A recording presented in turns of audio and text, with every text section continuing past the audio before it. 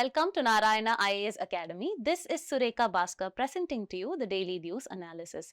So for today's discussion, we've picked up a number of articles from both the Hindu and the Indian Express, which are both important and relevant for the UPSC CSE examination. Now let us have a look at the topics one by one. The first article for the day has been picked up from page number 10 of The Hindu. India shows good progress on SDGs, NITI Aayog. So in this particular article, we'll be discussing about the recently released SDG India Index 2022-2023 by the NITI Aayog.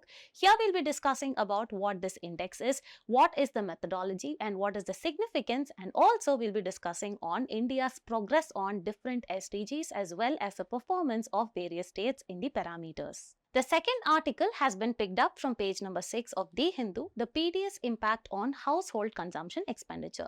So in this particular article, we'll be discussing about the potential impact of the public distribution system as well as the free food items that are actually given under the PDS. How does that actually impact the household consumption expenditure patterns? And we will also analyze the different data that has actually been observed by the Household Consumption Expenditure Survey 2022-23, and as discussed, we'll be looking into how does that actually have an impact on the household consumption expenditure as well as the food diversity. The third article has been picked up from page number 10 of the Indian Express. In Kejriwal Bail lends on the ED's power to arrest. So in this particular article, we'll be discussing about the Supreme Court having granted interim bail to Mr. Arvind Kejriwal in the case that was actually brought by the Enforcement Directorate in the alleged Delhi excise policy scam. So in this particular article, we'll be discussing about what is this concept of interim bail, and also we'll discuss about the provisions or the powers that is given to the Enforcement Directorate to make an arrest under the PMLA Act, that is the Prevention of Money Laundering Act. The fourth article has been picked up from page number 10 of the Indian Express, why the centre's proposed system of Delhi's urban land records matter. So in this particular article, we'll be looking at the proposed law by the Union Ministry of Housing and Urban Affairs of creating a unified system for urban land and building records in Delhi. So in this particular article, we'll be discussing about the current system that is actually fragmented and the changes actually brought to it. The last article for the day has been picked up from page number 1 of the Indian Express. Both Home and IT Ministries pitch for control over Cert. So in this particular article, we'll be discussing about the continuing conflict between both the ministries. That is, one is the Ministry of Home Affairs and the other is the Ministry of IT in order to establish control over Cert-In. So in this particular article, we'll be discussing about what is this particular nodal agency or cybersecurity watchdog Cert-In, as well as what are the functions and the powers associated. And towards the end of the session, we'll be discussing few prelims as well as the mains practice questions. And now let us get into the discussion. The first article that we'll be discussing today will be India shows good progress on Sustainable Development Goals, NITI Aayog report. Okay, so this particular article actually discusses about the recently released SDG India Index 2023-2024 by NITI Aayog. So what is important for us to actually study from this particular article for the examination is what are SDGs, what are the 17 goals. Cramming it up is very, very important. And next we need to learn about what are the observations of this particular report with respect to that of progress that has been made by India in these SDGs as well as the performance of different states in the country. Okay.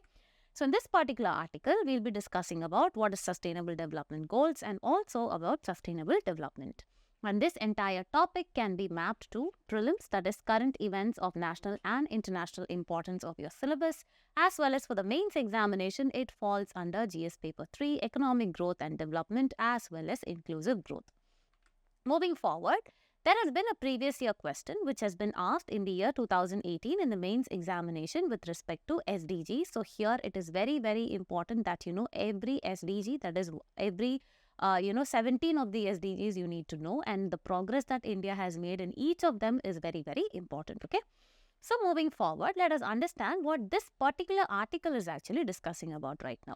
So NITI Aayog has actually released the latest SDG India Index 2023-2024. So this is actually the news. Now let us understand what are Sustainable Development Goals. So the Sustainable Development Goals are a set of 17 interconnected global goals that have been adopted by the all United Nations member states in 2015 as part of the 2030 Agenda for Sustainable Development. In order to achieve sustainable development by 2030, all the member nations of United Nations had come together and they had actually adopted 17 interconnected goals. Okay, so these goals aim to address various global challenges, including be it poverty, be it inequality, be it gender equality, climate change, environmental degradation, and peace, in order to achieve a better and sustainable future for all. So as I told you, it is very, very important to memorize each and every goal. Okay.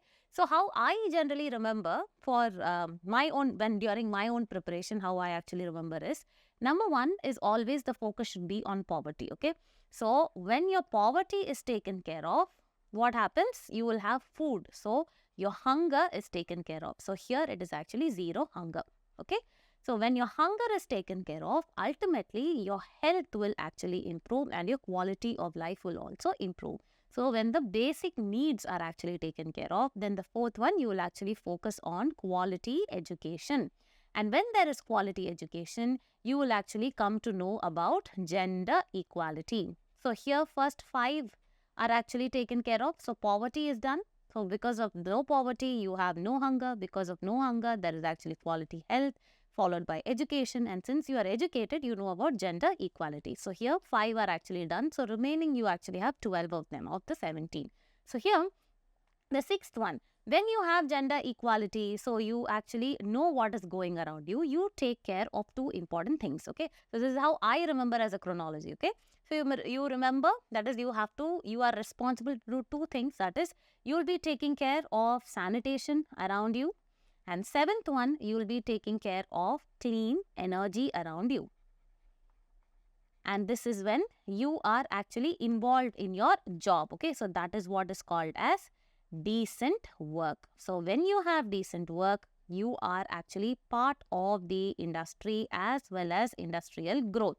So when all this is there, there is reduced inequality.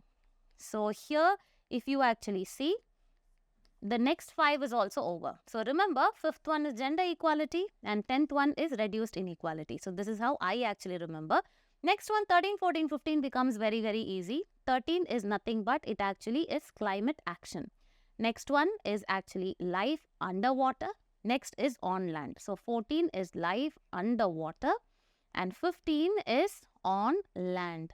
And then in order to manage all this, you need to have peace and justice. And to take care of this, you need, institutions. So 16, you'll have peace and justice, and then you have institutions. And finally, 17, all this can be achieved by proper and sustainable partnerships. So this is how I actually remember. So this is one of the easier ways that you can remember, because it is very important that you are aware of the SDGs in every particular article, specifically with respect to your economy as well as the society sections. Okay. So moving forward, let us understand about this particular SDG India Index. So the index was launched in the year 2018 by NITI Aayog in order to track the progress of India's states and UTs that are actually going towards achieving the 2030 Sustainable Development Targets. Okay.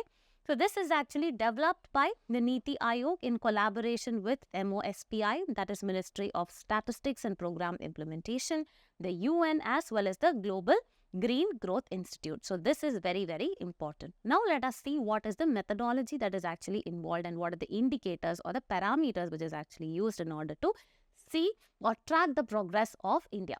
So here, the SDG India Index evaluates every state and union territory in India based on 16 SDGs as well as 113 indicators which actually marks them, or the scores are given from 0 to 100. Here 0 actually means no achievement and 100 actually means full achievement of the 2030 targets. Here states and UTs are then categorized into 4 groups. This is very, very important. One is actually aspirant, that is if you're performing or your score is between 0 to 49, you are actually aspirant, and you're a performer if your score is actually 50 to 64, then you become a front runner, then your score is between 65 and 99, and finally you become an achiever when your score is actually 100. Now let us see what have been the key highlights from the SDG India Index, that is the latest index. Okay, so there has been an overall improvement. Here, the composite score for India actually improved from 57. 57 was our score back in 2018. Then It was actually 66 in 2020, 2021, and further, currently we actually stand at 71 in 2023, 2024.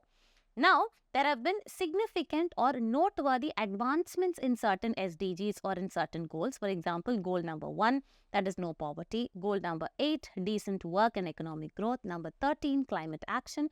And these are now in the front runner category, which is nothing but ideally when you have a score between 65 to 99.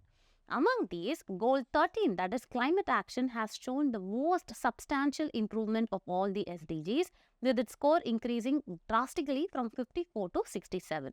And goal number 1, no poverty, actually followed closely this climate action, with its scores rising significantly from 60 to 72. Now moving forward, what have been the contributing factors for India to have performed better when compared to that of the previous years currently? Okay. So the government initiatives are one of the major factors or the driving factors beyond this, specifically in areas of food and nutrition security, health, education, electrification, housing, sanitation, and clean cooking fuel and energy. Okay, so these are also very, very important. For example, let us actually take the example of one of the scheme like PM Awas Yojana, where there was construction of over 4 crore houses. In case of sanitation, there were 11 crore toilets and 2.23 lakh community sanitary complexes have been constructed in the rural areas. Then if you take Ujjwala Yojana, that actually provided 10 crore LPG connections. And also with respect to water, if you take the Jal Jeevan Mission, there have been tap water connections that have been given in over 14.9 crore households. Then if you see Ayushman Bharat Pradhan Mantri Jan Arogya Yojana, which is actually concerned with health, it has actually benefited over 30 crore people of India.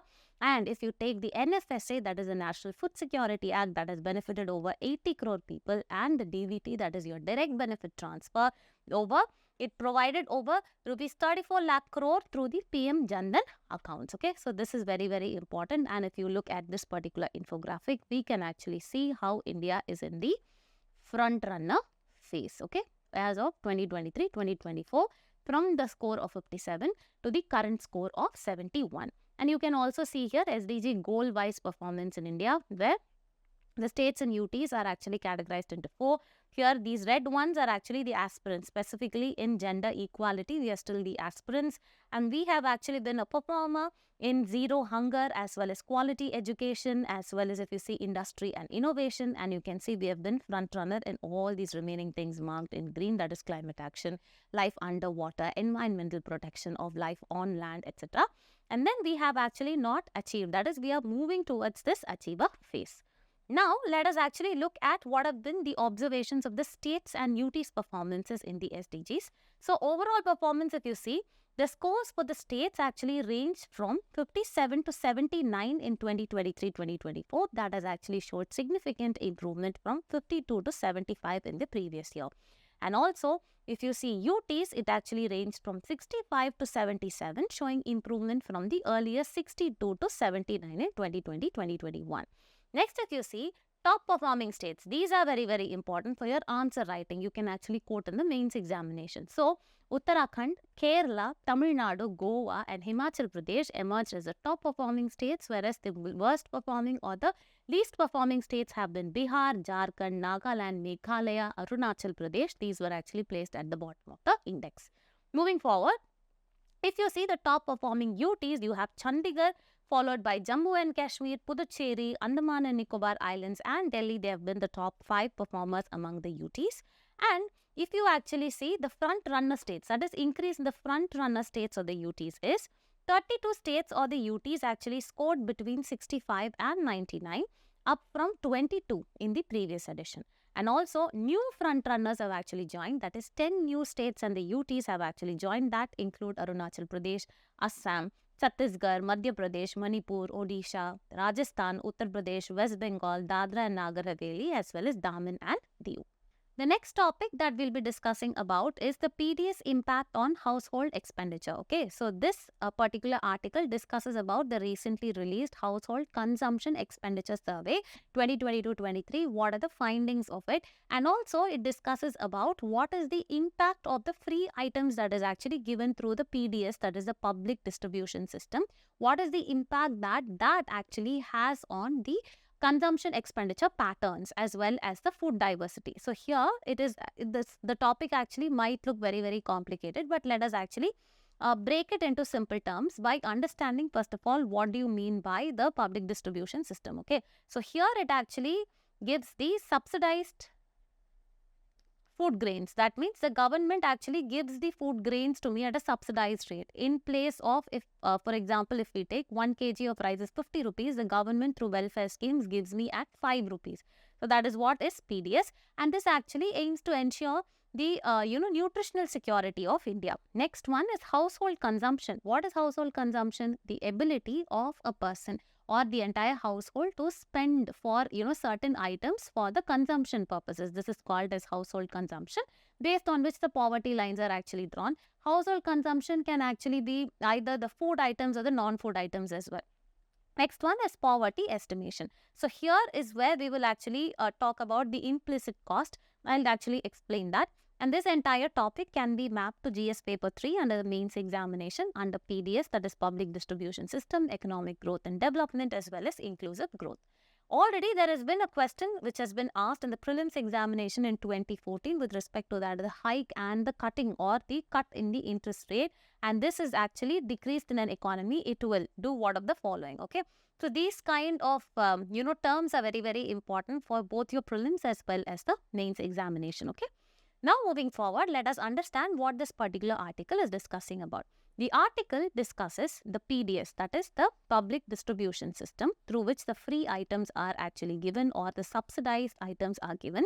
How does that impact the household expenditure? I already told you what is household expenditure, how much I actually spend in order to get certain household items, either food or non-food items.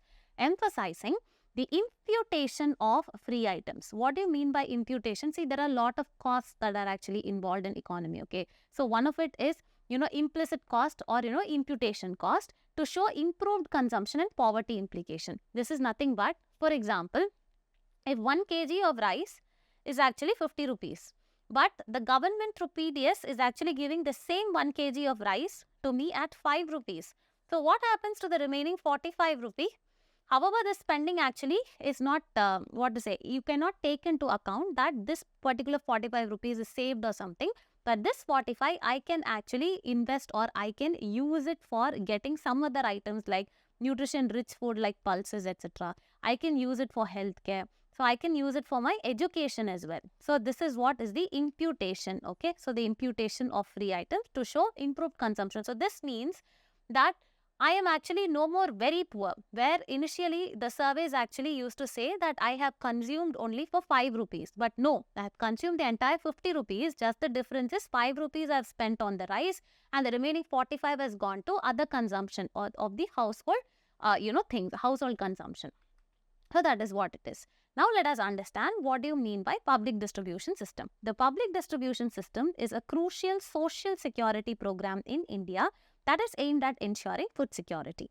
And under the National Food Security Act of 2018, this actually up to 75% of the rural population and 50% of the urban population are eligible for subsidized food grains. Okay, by subsidizing the cost of the food grains, the PDS potentially frees up the household resources. Okay, so in place of 50, when they are actually giving me a food item or rice, for just rupees 5, remaining 45 rupees I can spend on other nutritious and protein-rich food items such as vegetables, milk, pulses, eggs, fish, meat, etc. Now moving forward, let us see the impact of this PDS on household expenditure. First one, reduction in expenditure on staple foods. Okay, because PDS itself actually gives me my staple food like rice, etc. Now I can actually focus on pulses, I can focus on eggs, fish, meat, etc. So here the PDS provides essential food grains like rice and wheat at much lower prices than that of the market rates, and this actually reduces my particular out-of-pocket expenditure for the households on the staple food. Next one, increased spending on nutrient-rich food. Obviously, when the staple food need is actually met for me, what happens with the savings from the subsidized food grain that is actually given here?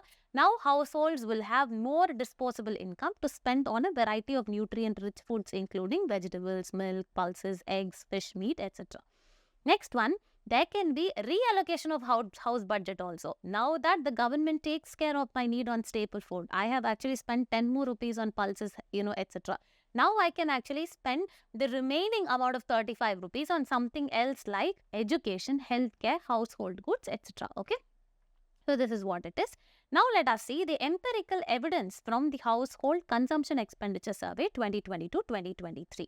Here, this actually collected data on the food and the non-food items which was actually received free of cost through various social welfare programs. Okay.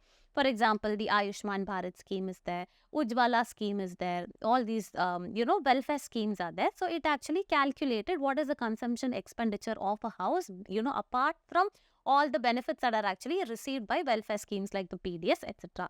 The survey used the imputed values, that is what I explained, to get a comprehensive picture of consumption expenditure. Obviously, imputed value is you need not, calculate my expenditure anymore as 5 rupees. My expenditure is 50 rupees. So here my consumption level or pattern has actually increased drastically. Okay, that is what. The survey found that the main items received free by the households were food grains from the PDS. And also, if you see at the national level, about 94% of the imputed value in rural areas and 95% in the urban areas is attributable to the food items. So here, majority of this imputed prices, it was actually accounting for the food items. And this shows the significant impact of the PDS on reducing the household expenditure on staple food. So this has actually saved my considerable amount of money. Next one, impact on low-income households. So if you see the monthly per capita consumption expenditure distribution, the average MPCE for the bottom 5%, that is bottom, if you see with respect to that of the poverty line, bottom 5% of the households, for them the monthly expenditure is around 1,373 rupees in the rural areas. And when you see in the urban areas, it is around 2,000 rupees. So there has been an upward movement, right? So if you include the imputed value of 3 items, many households in the bottom MPCE distribution, they move up to a higher consumption category, of course, because I'm spending the entire 50 rupees, right? Consumption, this one horizon has also improved for me, not just with that 5 rupees, but I also spent 10 rupees on my healthcare, 5 rupees on my education, etc. So there has been an upward movement, and if you see in rural areas, about 20% of the households in the bottom 5% of the MPCE distribution, that is nothing but around 1% of India's rural population, they have actually moved to the next consumption category, that is around 5 to 10% when it is actually considered. So this means approximately 86 lakhs individuals in rural India. Now, if you see, in urban areas also, there has actually been an upward movement are observed, showing the positive impact of the schemes or welfare schemes like the public distribution system across different regions. Now, you need to understand what is the meaning of imputation. Imputation is a method used to estimate the value of free items that the household receive, such as the food grains from the PDS. Without imputation, the data only will show what the household spent out of pocket. You need to include that 45 rupees also. Otherwise, I'll be considered that I spent only the 5 rupees. So, this actually adds the value of the free items, giving a fuller picture of the household consumption. Now, what are the implications that this will actually have on poverty levels? Since the release of the report, there have been calls for a wider debate on where to draw the poverty line. Now, the poverty line need not be too much of bottom. It can actually be decided where to draw. Among the considerations is whether the number of poor households should be estimated based on the expenditure or the total value of the consumption, including the free items. They are just saying include the imputed cost also. Then you will know there has been an upward movement, so that there has to be a redrawing of this poverty line. It's clear that in-kind social transfers have significant implications for the well-being of the households at the lower end of the consumption or the income distribution. The next article that we'll be discussing about is in Kejriwal Bail, lens on ED's power to arrest. Okay, so in this particular article, we'll be discussing about the Supreme Court granting interim bail to Mr. Arvind Kejriwal in a case that has actually been brought up by the Enforcement Directorate in the alleged Delhi excise policy scam. Okay, so in this particular article, what is important for us to understand from the exam perspective is to understand what is this Enforcement Directorate, what are the provisions that have been given for the Enforcement Directorate to make an arrest under the PMLA Act. For that, you need to understand what is this PMLA Act, that is Prevention of Money Laundering Act, for which you need to know what is money laundering And also we need to know the concept of interim bail, okay? So here in this particular article, we'll be discussing about the Enforcement Directorate as well as the PMLA Act, and this is actually important, or it can be mapped to GS paper 2 for the mains examination under separation of powers between various organs, dispute redressal mechanisms and institutions, and also under GS paper 3, money laundering, okay? So moving forward, there has been a previous year question asked in the year 2013 in the mains examination with respect to that of money laundering. So these topics are very, very important for your mains examination. Now let us understand what this particular article is actually discussing about. So recently, the Supreme Court had actually granted interim bail. What do you mean by interim bail? It is nothing but the bail that is granted temporarily to a person in case a regular bail is actually not been able to be obtained immediately. Okay, so however, you need to understand that this particular term interim bail is actually not explicitly mentioned in the CRPC. Okay, so it is just a temporary bail that is given to a person. So recently, Supreme Court had actually given such a temporary bail to the Delhi Chief Minister Arvind Kejriwal in the Delhi excise policy case that has been brought about by this Enforcement Directorate, raising significant questions about the Enforcement Directorate's power in order to arrest the under Prevention of Money Laundering Act. So here it is important for us to understand what is this particular institution of Enforcement Directorate and the powers and functions of it. Okay, so the Enforcement Directorate is a specialized financial investigation agency in India. Very important, financial investigation. And it was actually established in 1956 as the enforcement unit under the Department of Economic Affairs. Very important, Department of Economic Affairs, because later it was actually transferred to Department of Revenue. So it was earlier under Department of Economic Affairs under the Ministry of Finance. It was initially set up in order to handle the exchange control law violations under the FERA, that is Foreign Exchange Regulation Act, FERA, in 1947.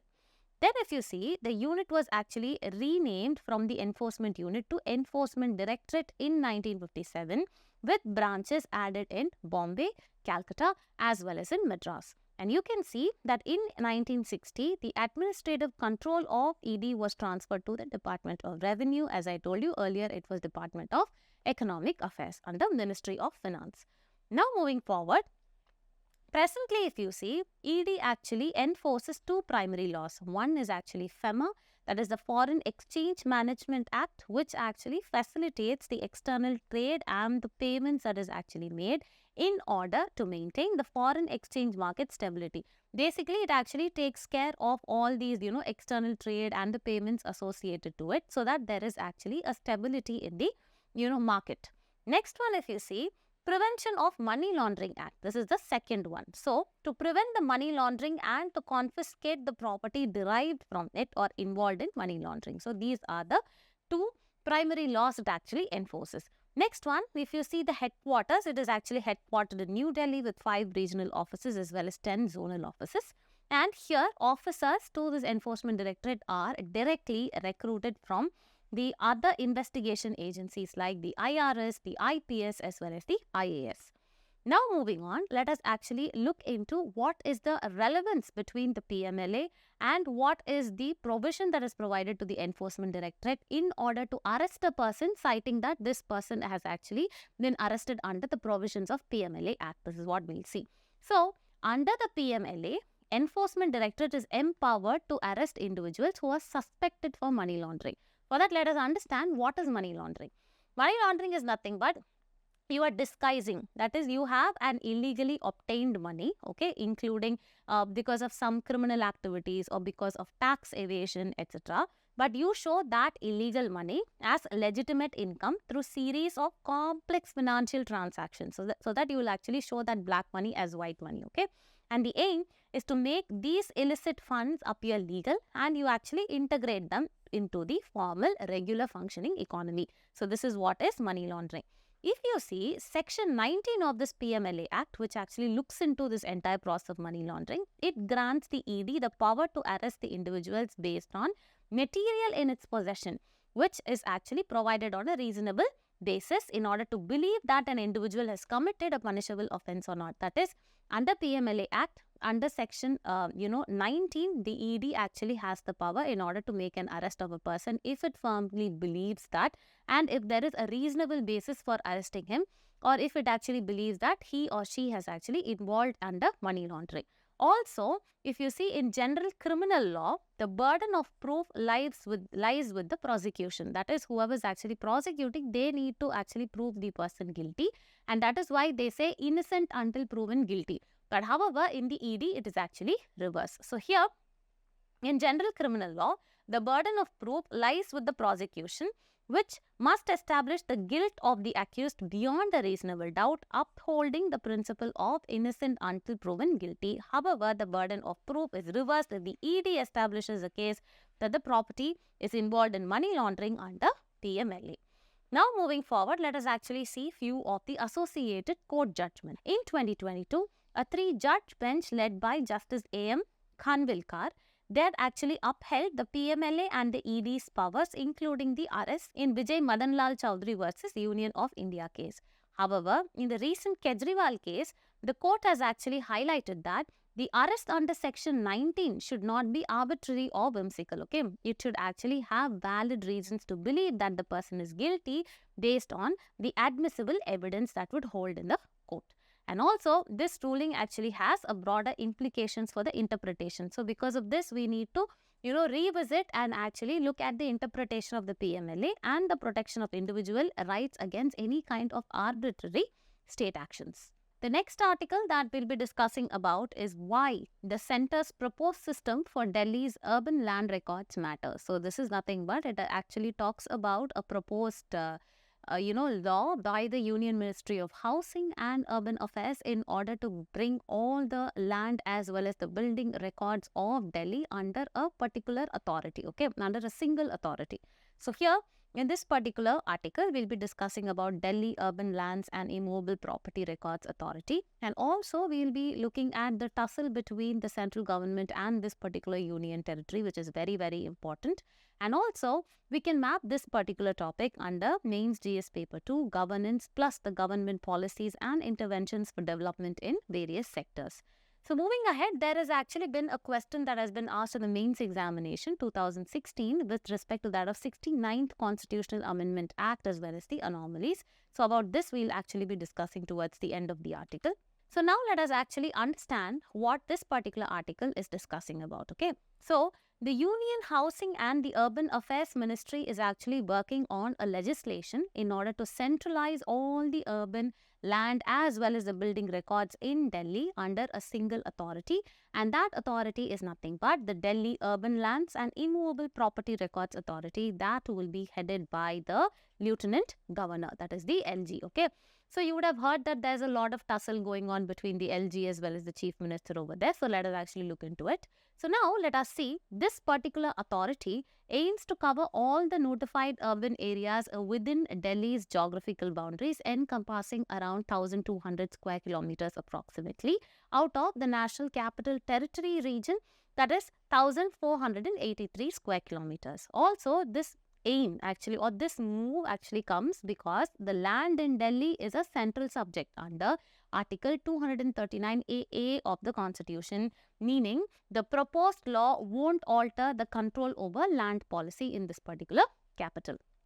Also, if you see, the urban planners, the real estate developers as well as the government bodies may welcome the move for its potential in order to streamline the processes and improving transparency. Now, moving forward, let us actually look into this very, very important concept of special administrative structure of Delhi, which is very important for the examination. So, Article 239AA grants Delhi a special status, allowing it to have a legislative assembly and a council of ministers. So, Delhi can actually have its own legislative assembly as well as the council of ministers. So, this was actually introduced by the 69th Constitutional Amendment Act of 1991. Very, very important. So, this particular legislative assembly of Delhi has the power to legislate on the matters of the state list, very, very important, and concurrent list with 3 exceptions, that is public order, police as well as land. Okay.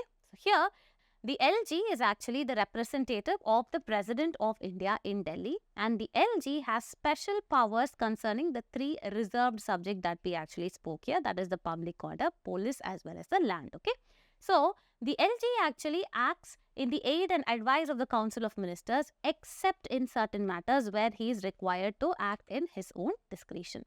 Now let us see what are the issues or the gaps that is actually prevailing. Currently, Delhi actually lacks a unified urban land and the building record system because, certain records of rights are actually dealt with by the revenue department, certain other by the municipalities, etc. So let us see. So currently, the system of administration of unified, the land as well as the building records is actually fragmented. Okay, so various agencies manage different aspects of land records. What are they? One, the revenue department, it maintains the record of rights for the village land parcels. The next one is municipalities, the NDMC as well as the MCD, if you see, they keep the property tax records. And if you see, there is a separate other institution, that is Land and Development Office. This actually has historical records that actually dates back since 1911 but does not update once the leasehold lands convert to freehold. Next, if you see, there is DDA, that is Delhi Development Authority. This manages the records for land acquired for development. So here, different agencies actually cover different aspects. So in order to bring everything under one particular centralized authority, the Union Ministry of Housing and Urban Affairs would actually come with this particular move. So if there is actually a lot of fragmentation like this will actually result in inconsistent and cumbersome process for the property title searches and urban planning. And also, the lack of updated and accurate map and records actually hinders the effective urban planning as well as governance. Now, let us actually see why is there a need for a single Delhi Urban Lands and Immovable Property Records Authority. That is because in order to streamline the management of urban land records, in order to have a unified record keeping, in order to have updated records as well as improved urban planning, and also for easier dispute resolution that will actually simplify the property title searches and resolves the disputes efficiently and effectively. The next article that we'll be discussing about is both the Home as well as the IT Ministries actually pitch in for control of the nodal cybersecurity watchdog Cert-In. So here we need to understand what are the powers and functions of this particular institution of Cert-In.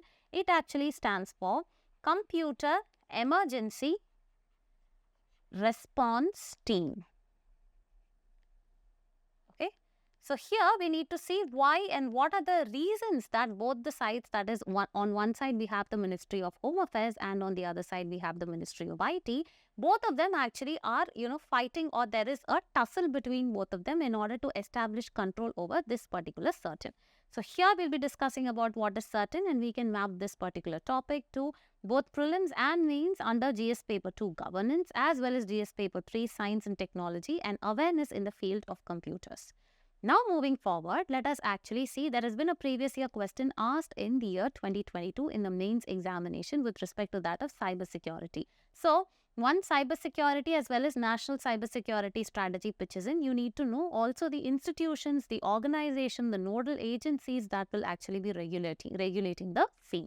So, moving forward, let us actually understand what this particular article is discussing about. So, here, the Computer Emergency Response Team, that is the Cert-In, is currently actually under the administrative control of the Ministry of Information and Technology. So, there has been a current dispute in the ownership, that is the Ministry of Information Technology as well as the Ministry of Home Affairs are contesting for control of Cert-In.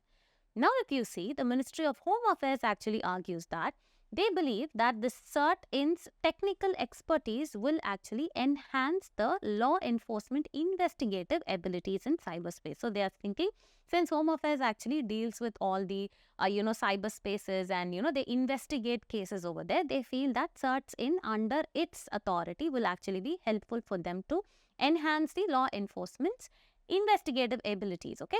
Next one argues that is the Ministry of Home Affairs argues that having Cert-In under its control will streamline the law enforcement operations. Whereas on the other side, if you see, the Ministry of IT actually asserts that the Cert-In's functions are highly technical in nature and they go beyond the law enforcement. Okay. Yes, this is okay.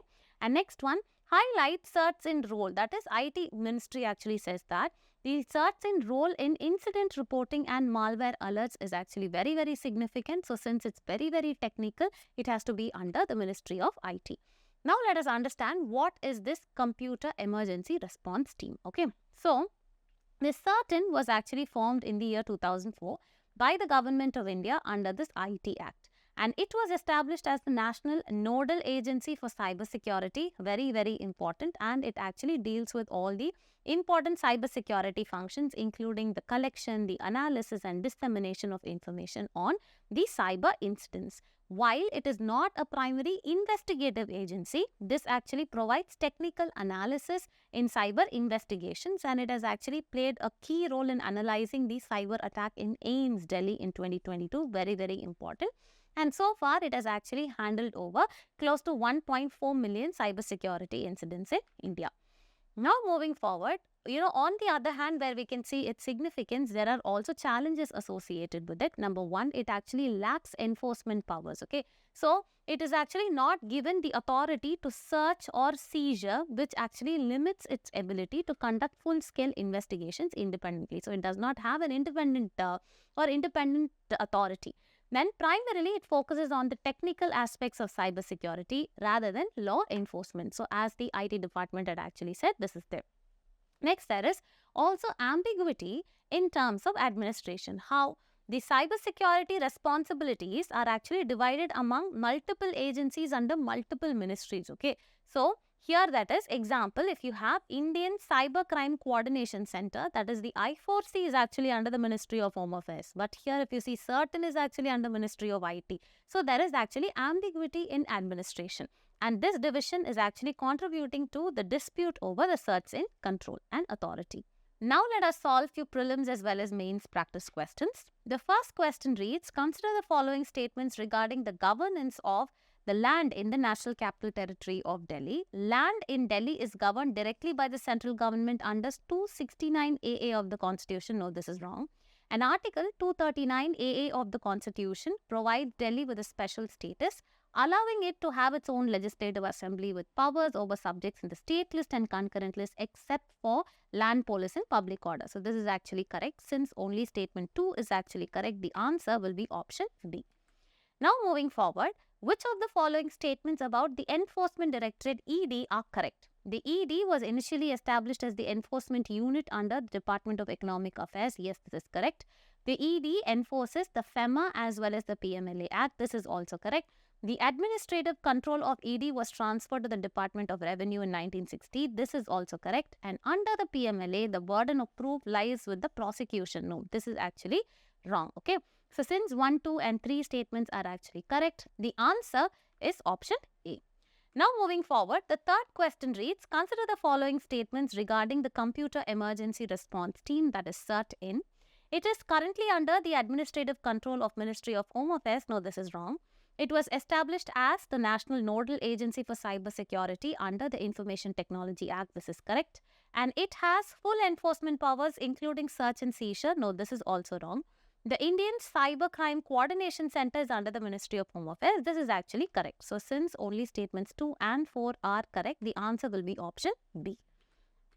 Moving forward, the fourth question reads, with reference to the SDG India Index, consider the following. The index was developed by NITI Aayog in collaboration with the Ministry of Statistics and Program Implementation, the United Nations, as well as the Global Green Growth Institute. Yes, this is correct.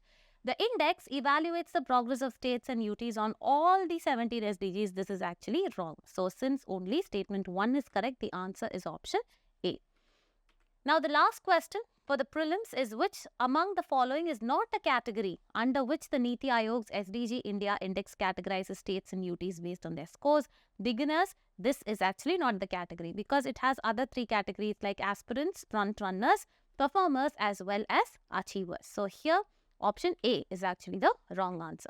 Now moving on to the mains practice question. The question reads, discuss the need to redefine the poverty line in the light of impacts of subsidized food grains provided through the PDS, that is the public distribution system.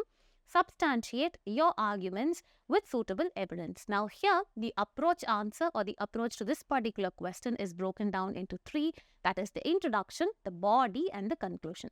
So in the introduction, we will actually introduce the public distribution system and its objective to provide subsidized food grains. And in the body, we'll discuss about the impact of the PDS on the household expenditure, and also we'll actually redefine this poverty, that is analyze how the PDS influences the economic status and the need to reconsider poverty metrics, and use data from the survey like the household consumption expenditure survey to support the argument. And towards the end, to conclude the answer, we will actually advocate for revising the poverty line to include in-kind benefits from the PDS, aligning policy more closely with that of the current economic realities. With this, we've actually come to the end of our daily news analysis discussion. For more videos and regular updates, please do like, share and subscribe to Narayana IAS Academy YouTube channel. Thank you.